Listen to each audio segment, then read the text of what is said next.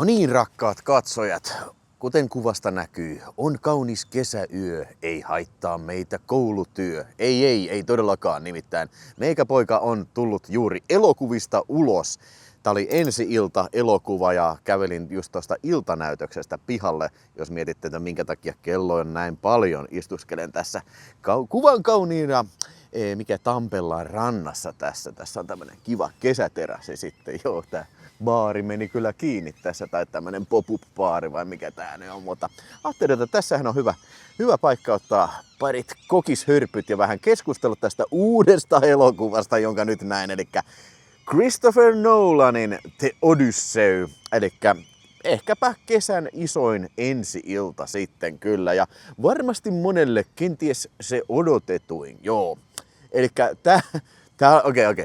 tää oli iso elokuva. Tää oli saakelin iso elokuva. Mä oon vähän niinku overwhelmed. Tämähän on siis $250 miljoonan budjetilla tehty leffa ja varmaankin Christopher Nolanin tässä filmografiossa ehkä se kalleimmalla hintalapulla varustettu filmi.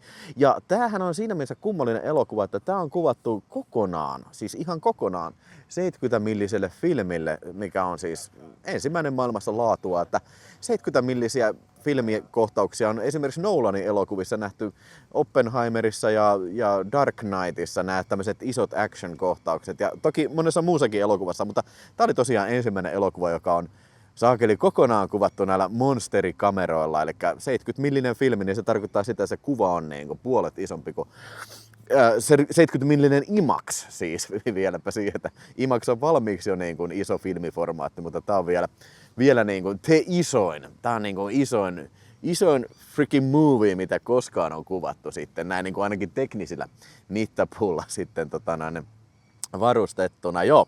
Tämähän tietysti perustuu tuohon kreikkalaiseen tämmöiseen mytologiaan, runoiluako se on sitten tämä Homeroksen tämmöiset Odyssey-teokset, eli sama äijä, puhutaan tuttavallisesti, joka on siis nämä Troja-jutut kirjoittanut ja nämä tämmöiset. Valitettavasti mä en osaa kyllä niin kuin mitenkään kertoa teille, että miten tämä vertautuu siihen alkuperäisiin Homeroksen tarinoihin tai tarustoihin kyllä, koska niitä mä en ole lukenut, mutta niin kuin puhutaan elokuvasta nyt vaan, niin tässä tosiaan näyttelee koko joukko helvetin isoja tähtiä, eli tässä oli toi Matt Damon, mulla on lunttilappu tässä, Anne Hathaway, Tom Holland, Zendaya, tämmönen joku laulaja, Robert Pattinson, John Leguizamo, Charlize Theron, Lupita Nyong'o ja Elliot Page, tai tämä transhenkilö sitten oli tässä myös.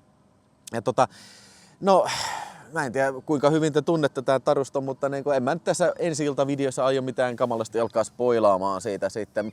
Matt Damon esittää Odysseyaa, tosiaan mies, joka on ollut sitten Trojan sodassa ja hän on ollut se arkkitehtuuri siihen, että ne on rakentanut sen kaikkien tunteman Trojan hevosen ja sitten näin ollen voittanut taistelun sitten kyllä ja hänestä on tullut tämmöinen legenda ja sitten tämä Anne Hathaway on sitten tämä Odysseian morsmaikkusi ja Penelope, joka on odottanut vuosikausi, että koska se saakeli Odysseia palaa sieltä Odysseialta. Ja sitten hänen poikansa on tämä Tom Holland, joka sitten on Telemachos, sitten, joka lähtee etsimään sitten isäänsä, että onko hän kuollut, onko hän elossa, että saadaan valtakuntaan jälleen kerran kuningas takaisin sitten, tai ainakin saadaan tieto siitä, että se on kuollut, että voiko hänestä tulla sitten periä tälle valtakunnalle sitten. Tämä tarina etenee vähän tällainen, kun ehkä alussa tuntuu vähän kummalliselta tällainen tilkkutäkkimäinen kerronta, että tämä hyppii ajassa, kuten aina pakko Nolanin filmissä on tapahtua näin. Mutta kyllä tämä niinku pikkuhiljaa löytää sen punaisen langan tässä, kun tämä alkaa varsinaisesti seuraan tätä Matt Damonin sitä niinku edesottamuksia. Eli käytännössä tätä Odysseyaa, missä se lähtee sinne matkalle sitten ja kohtaa kaiken näköisiä vaaroja. Tämä on fantasia-filmi, että tässä on yliluonnollisiakin juttuja. Ensinnäkin on tämmöinen kyklooppi, on merihirviö ja sitten jumalia uhrataan ja Poseidonin tätä niin kuin merenkäyntiä uhrataan ja kaikkea tämmöistä tapahtuu fantastista. Mutta kyllähän tämä pää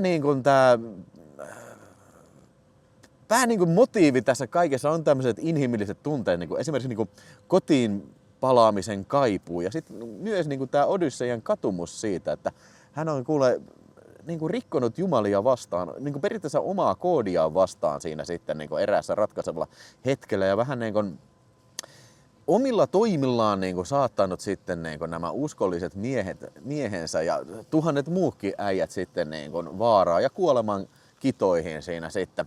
Tässä tarinassa myös matkustetaan tonne Hadekseen, eli tuon puoleiseen sitten, että sieltä eräitä tiedon murusia sitten haetaan, kun tämä Odysseia etsii reittiään takaisin kotiin ja näin. On tosi eeppinen, siis eeppinen on se sana, mikä tätä elokuvaa ehkä parhaiten kuvaa. Totta kai, tää on Christopher Nolan, tää on iso elokuva. Ja siis, lähdetään siitä, siis tää näyttää isolta. Tää on jatkuvasti tosi hengästyttävän iso. Ja toi näytös, missä mä kävin, siis se täytyy sanoa, että se oli ihan täynnä. Ei se ollut kuin muutamia paikkoja enää vapaana siinä sitten. Ja Plevna Isen se sali, eli se isoin, että onko se joku 500 paikka. Oli hieno nähdä, että oli noin paljon jengiä siellä sitten kuitenkin, että niin kun elokuviin ihmisiä menee kuitenkin katsomaan filmejä. Vaikka nyt on täällä Tammerfest-viikko sitten käynnissä viikonloppu, että voisi olla, että se olisi aiheuttanut katoa siellä, mutta ei todellakaan ihan täyteen ängetty sali. Ja just tänä päivänä oli sitten joku näissä Finkinon tietokoneissa joku virhe, että siellä ei pystytty tarkastamaan lippunumeroita mitään, että se piti manuaalisesti tehdä ja näin ollen jäi popcornit nyt tällä kertaa ostamatta, kun se ei maksulaitteekkaan toiminut, että käteisellä olisi pitänyt maksaa tai mobiilepeillä, mutta en nyt jäänyt jonottamaan. Mutta se pointti oli siinä se, että niin kun hienoa oli nähdä täyssali ja niin kun kaikista teknisistä ongelmista huolimatta, niin ihmiset oli löytänyt tämä elokuva. Mä oon aivan varma, että tästä tulee niin kun vuoden, jos ei katsotuin, niin yksi katsotuimmista elokuvista. Mutta kato, siellä menee puput. Mä en tiedä. Tää elokuva on niin kun tosi mielenkiintoinen. Mä sanon suoraan sen. Tää ainakin meikäläisen vetäisi heti mukaansa kyllä niin kun välittömästi. Vaikka tää oli pitkä elokuva, tää jakso niin kun mun mielestä kantaa ihan helposti koko kestonsa aika. Siis 2 tuntia jotain 45 minuuttia, kun tää pituus on. Mä oon nyt tietysti aina se, joka valittaa elokuvien pituudesta, mutta tällä kertaa mun täytyy sanoa, että tää oli jopa ehkä semmoinen elokuva, että tää olisi ehkä saanut olla vähän pidempikin, koska niin kun, musta vähän tuntuu, että tää on niin iso tää Taruston tarina, että se ei ehkä tunnu mahtuvan niin kun kauhean hyvin tähän niin kun pituuteen. Että tuntuu, että tämä on välillä niin kun hyppii aika poukkoilevasti ja niin kun asiat tapahtuu niin kun tosi nopeasti. Niin kun tosi nopeasti mennään seuraavaan uuteen asiaan. Eli esimerkiksi tämä esimerkiksi Hadeksen kohtaus, niin tuntuu, että siinä olisi paljon enemmänkin ollut varaa vielä niin kun tarinan kerronnalle, mutta tämä hyppäsi vähän niin kun, paikoin niin kun vähän ehkä töksähtää eteenpäin. Joo. Tässä on upeat näyttelijät kyllä, että niin kuin hyvät näyttelysuoritukset, varsinkin Robert Pattinson, niin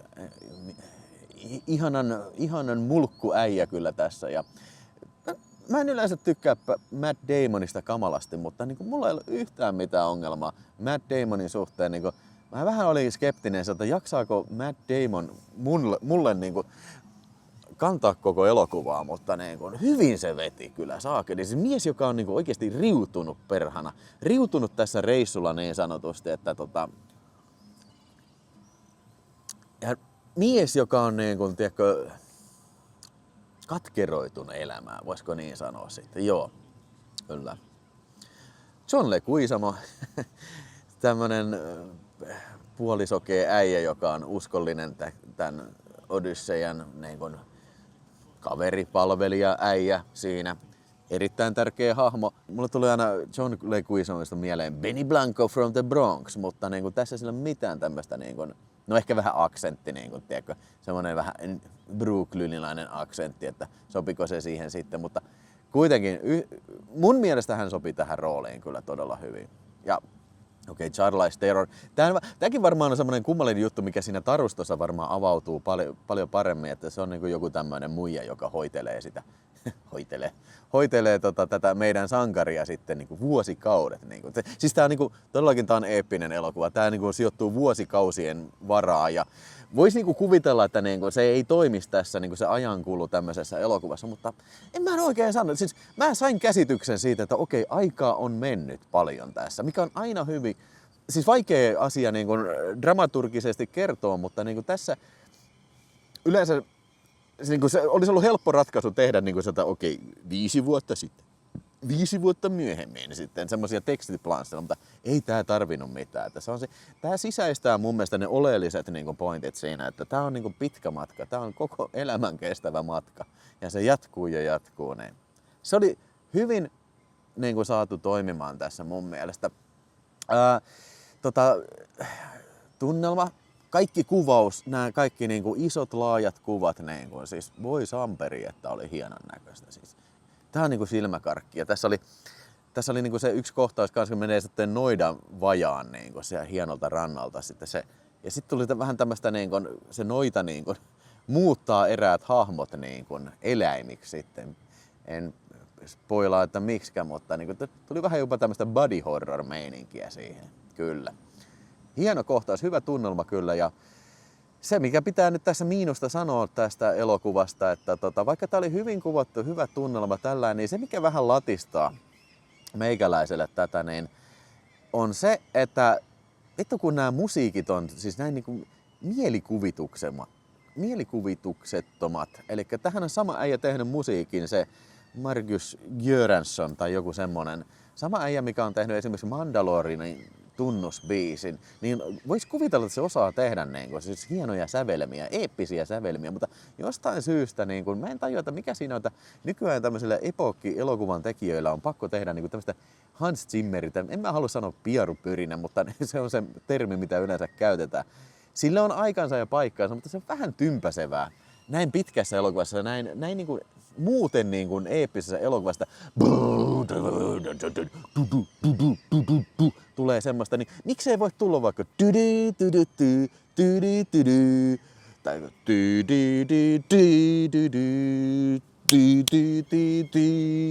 se niinku se boostaisi niinku tätä sankari fiilistä, kun tässä on muutama hieno sankarikohtaus tässä elokuvassa kyllä. Varsinkin loppupuolella sitten, missä tulee eeppinen viimeinen taistelu, niin siinä olisi ollut hieno, jos siinä olisi ollut joku muu kuin sellainen musiikki. Että siis se, come on, eikö enää elokuvan tekijät usko sävellyksiin? Mä en tajua sitä. Ja toinen ongelma, mikä tässä on, mikä tekee esimerkiksi Conan Barbarista hienon elokuvan tai Gladiatori, no okei, en mä sano Gladiator, mutta Braveheartista, niin siis taistelun tämmönen tietty kliinisyys näissä taistelukohtauksissa. Että mä tarkoitan sitä, että mutaa ja verta. Siis tässä oli mutaa ja oli verta jonkun verran, mutta pistäkää enemmän siitä. Kaikki on niin tosi viitteellisesti, tämmönen kurkuviilot. Se tapahtuu aina siellä vähän taustalla ja vähän off-camera. Ja siis tää on R-rated elokuva, eli Jenkkien K16 ikärajalla varustettu, niin ihan varmasti Christopher Nolanilla olisi ollut paukkuja vaikka kuinka paljon mällätä menemään näillä väkivallan kanssa, mutta se on varmasti ohjaajan tietoinen valinta, että hän ei halua nähdä mitään mässäilyä, vaan että keskitytään tähän tämmöiseen taisteluihin. Siis sinänsä taistelut oli hyvin tehty, joskin ehkä vähän sillä epäselvästi kuvattu. Ja varsinkin kun tosiaan se sali oli ihan täynnä, niin mä olin se salin ihan eturivissä keskipenkillä, niin se oli sillä oikein varmaan lähimmäksi IMAX-kokemusta, mitä pääsee se salissa sitten. Niin siis mä olin oikeasti ihan näin kattoa suoraan. Vittu, isoja naamoja. Se on koko ajan hirveitä lähikuvia. Ei tarkoitan hirveän extra close-uppeja, niin se oli jossain määrin jopa häiritsevän näköistä, kun naamat on seinän kokoisia siinä, mutta ei se mitään. Oli se ihan siistiä sekin kyllä, joo. Mutta niin, tosiaan olisin parempaa musiikkia toivonut ja enemmän viskeraalimpaa otetta näihin taisteluihin. No ehkä vähän nitpikkaamista, mutta ilmeisesti nyt internetissä on tapana nitpikata nyt kaiken näköistä asiaa, varsinkin tämän elokuvan tiimoilta liittyen, kun olen kuullut, että esimerkiksi on sanottu, että tässä oli räppiä. No ei kyllä mun mielestä ole. Siinä on semmoinen kohtaus, missä sellainen musta jätkä hakkaa jollain kepillä pöytään ja sitten laulaa tätä tarinaa. Että ehkä joku voi sanoa, että joo, tää oli räppiä, mutta anteeksi, mulla ei mielikuvitus oikein riitä siihen sanoa, että okei, että toi olisi semmoista, mitä ei todellakaan ollut. Sitten yksi iso valituksen aihe on ollut tässä se, että tämä Helen of Troy, eli Trojan Helena, niin se on niin kuin muutettu nyt mustaihoiseksi naiseksi. Mutta se mitä mä tutkin, en siis ole lukenut Elilia Homerosta, mutta näissä alkuperäisissä tarinoissa niitä ei, siis Helenan ulkonäköä ei kuvata mitenkään muuten kuin, että hän on järjettömän kaunis ja niin semmoinen niin houkutteleva nainen sitten. Niin, mutta ei mitenkään, että hän on valkoihoinen, siniset silmät ja näin. Että so what? Ja siis mun ymmärtääkseni tämä Odyssey ei ole mikään niin kuin established franchise, vaikka on ymmärtääkseni on jotain TV-juttuja, mitä tästä on tehty, mutta ehkä joku elokuvakin, mutta en mä nyt sanoisi, että tämä on niin kuin mikään Batman, tiedätkö, Cinematic Universe. Että, joo, mä ymmärrän, että jos yhtäkkiä niin kuin toi Bruce Wayne oli sitten joku musta jätkä. Joo, okei. Okay. Sitten siinä voisi olla ehkä niin kuin syytä sitten tämmöiseen valitukseen, mutta niin kuin, varsinkin kun tämä Helen of Troy ei ole mikään kauhean iso hahmo tässä.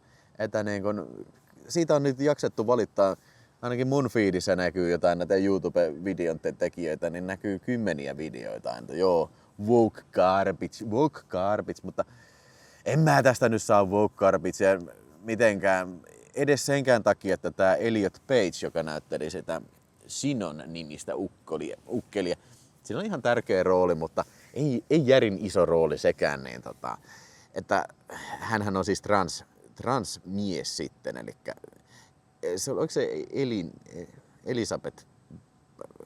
Elizabeth Page, Elina Page tai joku semmoinen. Mä muistan sen siitä filmistä, kun se oli vielä nainen, niin kun se oli tuossa Hard Candy-elokuvassa. Ja sittenhän se oli Inceptionissakin. Tavallaan arvostan sitä, että toi Christopher Nolan työskentelee useita kertoja vanhojen kunnon näyttelijöiden kanssa. Että Matt Damonia nähtiin tuossa Oppenheimerissa ainakin se oli kyllä.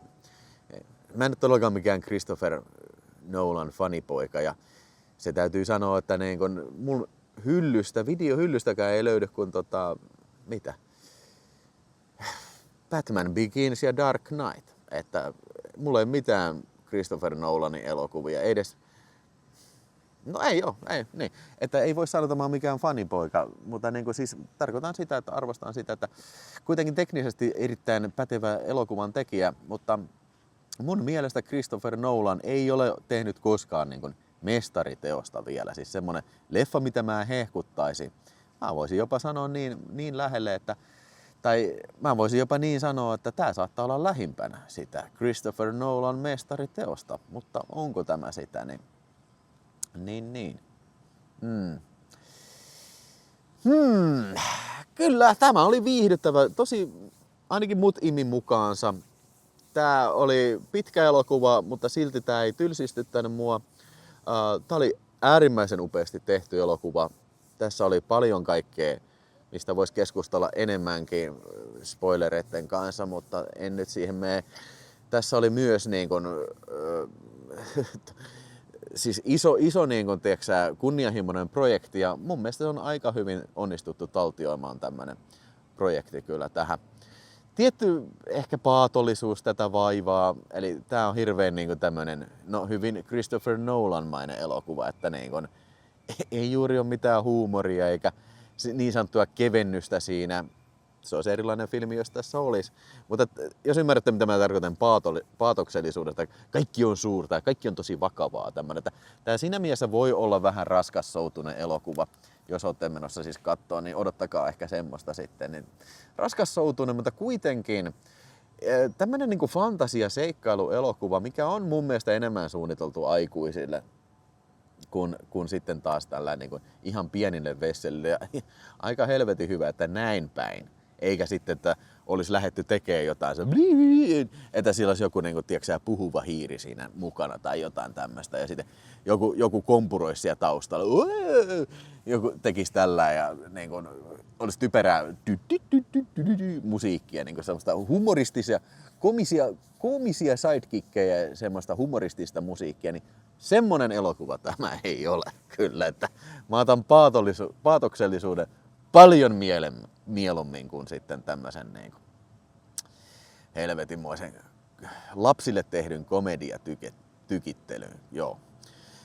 Summa summarum sitten tästä, niin kyllä mä suosittelen Odysseyaa. The Furious oli parempi elokuva, se oli enemmän minun mieleeni kyllä.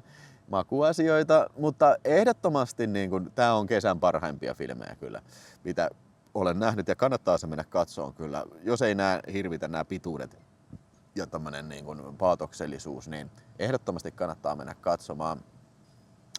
Mä annan tälle Odysseijalle, mä annan tälle kyllä niin kun vahva 4 tähteä.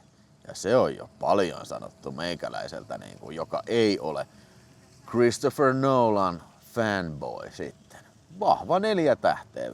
Mitäs siitä ootte mieltä, saakeli? Pistä kommentteja, ootko nähnyt tän Odyssey ja Mekko kattoo ja paina tykkää ja tilaa kanava, jos et ole vielä tilannut. Meikäläinen lähtee tästä kävelemään kotiin päin sitten. Kiitokset, että katsoit ja palataan seuraavassa videossa taas asioihin.